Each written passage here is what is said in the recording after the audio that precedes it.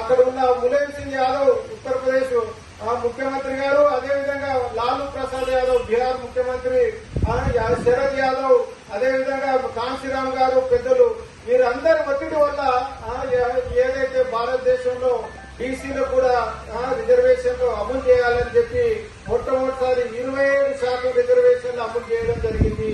అంటే 1993 మనకు స్వాతంత్రం 1947లో వస్తే 1993 వరకు దాదాపు 45-46 సంవత్సరాలు ఈ భారతదేశంలో ఉన్న సగం జనాభాకు ఎటువంటి అభివృద్ధి కార్యక్రమాలు చేయడానికి రిజర్వేషన్ లేకపోవడం దురదృష్టం అని కూడా ఈ సందర్భంగా తెలియజేస్తా ఉన్నా.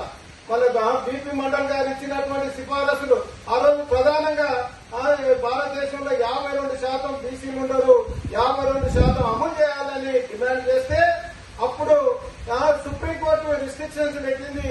భారతదేశంలో 50% కన్నా ఎక్కువ ఏదైతే అమలు చేయడానికి లేదు, అందుకే 50% లోపలనే ఉండాలి అని చెప్తే అప్పటికే ఎస్సీ ఎస్టీలకు 22% రిజర్వేషన్ అమలు కావడం వల్ల మనకు మిగిలిన 27% అమలు చేయడం జరిగింది. అది కూడా ఆ రోజు మీ అందరికీ తెలుసు. ఈ రోజు భారతదేశంలో బీసీలకు రిజర్వేషన్ ఇచ్చినప్పుడు అప్పుడున్నటువంటి అగ్రవర్ణ పార్టీలు అయినటువంటి అగ్రవర్ణ ఏదైతే పార్టీలు మొత్తం ఈ దేశంలో ఏదైతే ఈ సిఫారసులను అమలు చేయొద్దని చెప్పి పెద్ద ఎత్తున భారతదేశంలో ఉద్యమాలు చేయడం జరిగింది. అంటే ఈ రోజు బడుగు కలిగిన వర్గాలకు కూడా అమలు చేస్తామంటే సహించే పరిస్థితులు ఈ రోజు లేవు.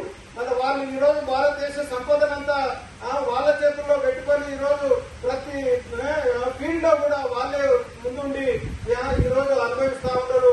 ప్రకృతి సంపద మొత్తం వాళ్ళే అనుభవిస్తా ఉన్నారు. సామాన్య ప్రజలకు సమానంగా అందాలనే ఏదైతే బీపీ మండల్ ఆశయం నెరవేరలేదు. ఈ రోజు రిజర్వేషన్లు ఏదైతే ఎన్నిక మన చట్టసభల్లో కూడా రిజర్వేషన్ కావాలని ఆ రోజు డిమాండ్ చేయడం జరిగింది. మరి ఈ రోజు అమలు కావడం లేదు. మరి ఈ రోజు అవన్నీ ఈ 39 సిఫారసులు మిగిలిపోయి ఉన్నాయి. ఆ 39 సిఫారసులను అమలు చేయడానికి మా మండల ఉద్యమాన్ని ఈ దేశంలో ఉధృతం చేసుకుంటూ వస్తా ఉన్నాం. మన దక్షిణ భారతదేశంలో దురదృష్టవశాత్తు ఈ మండల ఉద్యమం ఏదైతే గట్టిగా ఉద్యమించకపోవడం వల్లనే ఈ రోజు దక్షిణ భారతదేశంలో అధికారంలోకి బీసీలు రాలేకపోతున్నారు. కాబట్టి ఈ రోజు ఖచ్చితంగా ఒక్క తమిళనాడు ఒక్కటే ఈ రోజు ఏదైతే అధికారంలోకి రాగలిగిన బీసీల నాయకత్వంలో మనము ముఖ్యంగా ఉమ్మడి ఆంధ్రప్రదేశ్ లో ముఖ్యంగా ఇప్పుడు 2 రాష్ట్రాల్లో తెలంగాణ అదేవిధంగా ఆంధ్రప్రదేశ్ లో కూడా అధికారంలోకి బీసీలు రావాల్సిన అవసరం ఎంతైనా ఉందని కూడా ఈ సందర్భంగా తెలియజేస్తా ఉన్నా. మన ఈ రోజు బీసీ ఉద్యమం కూడా బలోపేతంగా ఈ రాష్ట్రంలో అమలు ఏదైతే ఉధృతంగా జరుగుతున్న టైంలో కూడా మనం కూడా బీసీ ఉద్యమంలో కూడా యాదవులు బలంగా పాల్గొంటున్నారు. మళ్ళీ అదేవిధంగా ఈ రోజు యాదవులకు చట్టసభల్లో ఎటువంటి అవకాశాలు లేవు, ఏ రిజర్వేషన్ లేవు, మంత్రివర్గంలో కూడా అవకాశాలు లేవు. మళ్ళీ ఏ కోసైనా యాదవులను ఏ ప్రభుత్వాలు వచ్చినా ఓటు బ్యాంకుగా వాడుకొని వదిలేస్తున్నారు. వాళ్ళని ఏకం చేయాలనే తపనతోన డిసెంబర్ 7వ తారీఖు నాడు యాదవ జేఏసీని ఏర్పాటు చేయడం జరిగిందని ఈ సందర్భంగా తెలియజేస్తా ఉన్నాం. మరి ఈరోజు ఈ నాయకత్వం మొత్తం వేదిక మీద ఉన్న నాయకత్వం మొత్తం జేఏసీలో బలంగా పనిచేస్తూ ఈ రోజు ప్రతి ఒక్క యాదవ్ దగ్గరికి పోయి యాదవులను అంతా ఈ ఉద్యమంలో తీసుకురావడానికి ప్రయత్నం చేస్తూ ముందుకుపోతా ఉన్నాం. మరి ఈరోజు చక్కని ప్రోగ్రాం మనం ఈరోజు మన శ్రీకృష్ణ భగవంతుడు మన యాదవ వంశస్థుడు.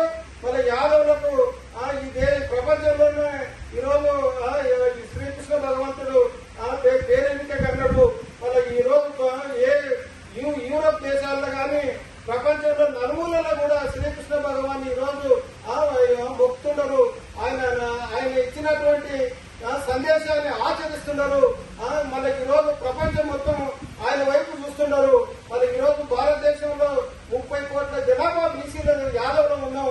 మళ్ళీ మనము కూడా భుజాలు వేసుకొని వారి యొక్క ఆశయాలను ఆయన ఇచ్చినటువంటి సందేశాన్ని ప్రజలలోకి తీసుకుపోవాల్సిన బాధ్యత యాదవ్ జేఏసీ మీద ఉందని కూడా ఈ సందర్భంగా సందర్భంగా తెలియజేస్తా ఉన్నా. మరి దానికోసం మనం అందరం కూడా ఏకమై ఈరోజు ఈ కార్యక్రమం పెట్టుకోవడం జరిగింది. వాళ్ళ చక్కని ప్రోగ్రాం పెట్టినాం. బీపీ మండల్ గారి ఆశయాలను కొనసాగిస్తూ ఆ ఉద్యమాన్ని బలోపేతం చేసుకుంటూ యాదవులతో పాటు మిగతా బీసీ కులాలను కూడా కలుపుకొని పోవాల్సిన అవసరం ఉంది. ఈ రోజు 2029లో ముఖ్యమంత్రి యాదవ్ కావాలనంటే తెలంగాణ రాష్ట్రంలో ఖచ్చితంగా బడుగు బలహీన వర్గాలను అందరినీ ఏకం చేయాల్సిన అవసరం ఉంది. అది ఒక్క యాదవ జాతికే అది వీలైతుంది. మిగతా వాళ్ళందరూ కూడా కలుపుకొని పోయేటువంటి వాళ్ళు లేక ఇప్పటి వరకు ఎవరు కూడా సక్సెస్ కాలేకపోయారు. మన ఉత్తరాదిలో ఏ విధంగా అయితే బీసీల యాదవుల నాయకత్వంలో మండల ఉద్యమం ఏ విధంగా అయితే జరిగిందో అధికారంలోకి వచ్చినామో ఇక్కడ తెలంగాణలో కూడా అదే ఫార్ములాని ఇంప్లిమెంట్ చేయాల్సిన అవసరం ఉంది. కాబట్టి యాదవ్ చేసి అన్ని కులాలతో మమేకమై ఉందాం. గ్రామాలలో అన్ని కులాలను కలుపుకొని పోయేటువంటి మనస్తత్వం ఒక యాదవ జాతికే ఉంది. వాళ్ళు నీతి నిజాయితీ పరులు, ఎటువంటి మోసం చేయాలని లేదు, ఎటువంటి దళారి పని చేసి బతకడం అనేది లేదు. కాబట్టి యాదవులు స్వచ్ఛమైన శ్రీకృష్ణ భగవంతుడిలాగా ఉన్నటువంటి ఈ జాతి అధికారం కోసం పోరాటం చేయాలి. ఎన్ని రోజులు గొర్రెలు బళ్ళు దాచుకుంటూ మనం అధికారం దూరంగా ఉందాం. కాబట్టి గొర్రెలు బళ్ళతో పాటు ఈరోజు అధికారం కావాలనే ఏకైక లక్ష్యంతో జేఏసీ పనిచేస్తుంది. కాబట్టి తప్పనిసరిగా జేఏసీలో ఉన్న పెద్దలందరూ కూడా చాలా చక్కగా కార్యక్రమాలు చేస్తా ఉన్నారు. మన ఈరోజు 20-30 సంవత్సరాల నుంచి ఈ సంఘంలో పనిచేస్తున్న మేధావులంతా ఇక్కడ ఉన్నారు. కాబట్టి అందరినీ కలుపుకొని వారిచ్చే సందేశాన్ని కూడా అంతా విని ఈ రోజు ఒక మెసేజ్ ఈ రాష్ట్రంలో ఉన్నటువంటి యాదవ జాతికి ఇవ్వాల్సిన అవసరం ఉంది. మనం ఏ విధంగా చేస్తే యాదవులు ఐక్యమత్యం అవుతారు, ఏ విధంగా ఒక రోడ్ మ్యాప్ చేయాలని రోడ్ మ్యాప్ తయారు చేసుకొని మనం ఖచ్చితంగా గ్రామ స్థాయి నుంచే యాదవ ఉద్యమం మొదలు పెట్టాలి. జేఏసీని యాదవ జేఏసీని గ్రామ స్థాయి నుంచే బలోపేతం చేయాల్సిన అవసరం ఉందని కూడా ఈ సందర్భంగా తెలియజేస్తా ఉన్నాం. దానికోసం ఖచ్చితంగా ఈ రాష్ట్రంలో ఉన్న సంఘాలన్నింటినీ కూడా ఏకం చేసే కార్యక్రమం పెట్టుకున్నాము. దాంట్లో ఇంకా కలిసిరాని సంఘాలను కూడా కలుపుకొని పోదాం. ఖచ్చితంగా అందరి లక్ష్యం ఒకటే, అధికారంలోకి రావాలి అనేది.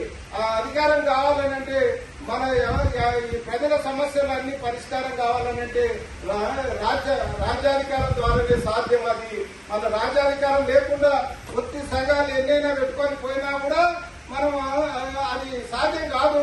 మన ఎంతసేపు మనం మళ్ళా ఒక బీఫామ్ ఎవరితో ఉందో వాళ్ళతో అడుక్కునే పరిస్థితి ఉంది. కాబట్టి మనం ఇంకా అడుక్కునే దాని లేదు, బీఫారోలు ఇచ్చే కాడ ఉండాలని కూడా ఈ సందర్భంగా మనం చేస్తా ఉంటాం. కాబట్టి ఖచ్చితంగా మన ఈ దేశంలో ఉన్నటువంటి ఏదైతే మన యాదవుల నాయకత్వంలో ఉన్న పార్టీలను కూడా మనం ఆదరించాల్సిన అవసరం ఉంది. మళ్ళీ ఆ రకంగా మిగతా ఏదైతే మన రాష్ట్రంలో ఉన్నటువంటి వాళ్ళకి కూడా మనం ఆదరించుకుంటూ తప్పనిసరిగా రాజ్యాధికారం వైపు పయనించాల్సిన అవసరం ఉందని కూడా ఈ సందర్భంగా తెలియజేస్తా ఉన్నాం. మన జేఏసీగా